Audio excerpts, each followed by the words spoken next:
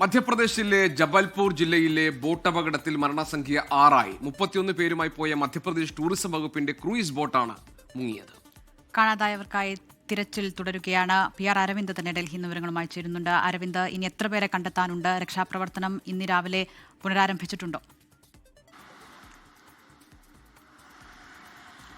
ദിൽനജിക്ക് രക്ഷാപ്രവർത്തനം ഊർജിതമായി തന്നെയാണ് മുന്നോട്ട് പോകുന്നത്. ഇനിയും 10ഓളം പേരെ കണ്ടെത്താനുണ്ട് എന്നതാണ് മധ്യപ്രദേശ് സർക്കാർ വ്യക്തമാക്കുന്നത്. പക്ഷേ ഈ ബോട്ടിൽ കൂടുതൽ പേരുണ്ടായിരുന്നോ എന്ന സംശയം കൂടി പോലീസ് പ്രകടിപ്പിക്കുന്നുണ്ട്. കാരണം 29 ടിക്കറ്റുകളാണ് ആ ബോട്ടിൽ കയറുവാൻ വേണ്ടി നൽകിയിരുന്നത്. പക്ഷേ അതിൽ കൂടുതൽ ആളുകൾ ഇതിലുണ്ടായിരുന്നു എന്നതാണ് ദൃക്സാക്ഷികളടക്കം വ്യക്തമാക്കുകയും അമിതഭാരം കയറ്റിയതാണ് ബോട്ട് മുങ്ങാൻ കാരണമായി ദൃക്സാക്ഷികളടക്കം വ്യക്തമാക്കിയിരിക്കുന്നത്. എന്തായാലും 6 പേരുടെ മരണമാണ് സർക്കാർ ഇപ്പോൾ ഔദ്യോഗികമായി സ്ഥിരീകരിച്ചിരിക്കുന്നത്. ഇനിയും നിരവധി പേരെ കണ്ടെത്താനുണ്ട് എന്ന് മാത്രമാണ് സർക്കാർ ഈ ഘട്ടത്തിൽ പറയുന്നത്. പക്ഷേ പോലീസ് പറയുന്നത് 10ഓളം പേരെ കണ്ടെത്താനുണ്ട്. ഇവർക്ക് വേണ്ടിയുള്ള തിരച്ചിൽ ശക്തമായി തന്നെ മുന്നോട്ട് പോകുന്നു. NDRFന്റെയും അതുപോലെ തന്നെ SDRFന്റെയും നിരവധി സംഘങ്ങൾ സംഭവ സ്ഥലത്ത് ക്യാമ്പ് ചെയ്തുകൊണ്ടാണ് രക്ഷാപ്രവർത്തനം ഊർജിതമാക്കി മുന്നോട്ട് പോകുന്നത്. കാരണം ഈ ബോട്ട് ചെളിയിൽ കുടുങ്ങിക്കിടക്കുകയാണ്. അതുകൊണ്ട് തന്നെ ബോട്ടിനെ പുറത്തെത്തിച്ചാൽ മാത്രമായിരിക്കും കൂടുതൽ പേർ അതിനുള്ളിൽ കുടുങ്ങിക്കിടക്കുന്ന അടക്കമുള്ള കാര്യങ്ങൾ വ്യക്തമാകും. എന്തായാലും സർക്കാരിന്റെ ഭാഗത്തുനിന്നും ഇത് നടത്തിപ്പുകാരുടെ ഭാഗത്തുനിന്നും ഉണ്ടായ അനാസ്ഥയാണ് ഈ വലിയൊരു അപകടത്തിന് കാരണമെന്ന കാര്യത്തിൽ സംശയമില്ല. കൂടുതൽ പേരെ ഈ ബോട്ടിലേക്ക് പ്രവേശിപ്പിച്ചു അടക്കമുള്ള കാര്യങ്ങൾ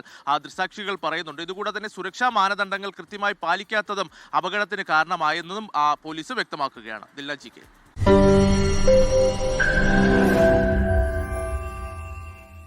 ലോകത്തെവിടെയായാലും ഏത് സമയത്തും 24 വാർത്തകളും ഓഗ്മെന്റഡ് റിയാലിറ്റി പാക്കേജുകളും എക്സ്പ്ലെയിനറുകളും വിശദമായി കാണാൻ ഞങ്ങളുടെ YouTube ചാനൽ നിങ്ങൾക്ക് സബ്സ്ക്രൈബ് ചെയ്യാം.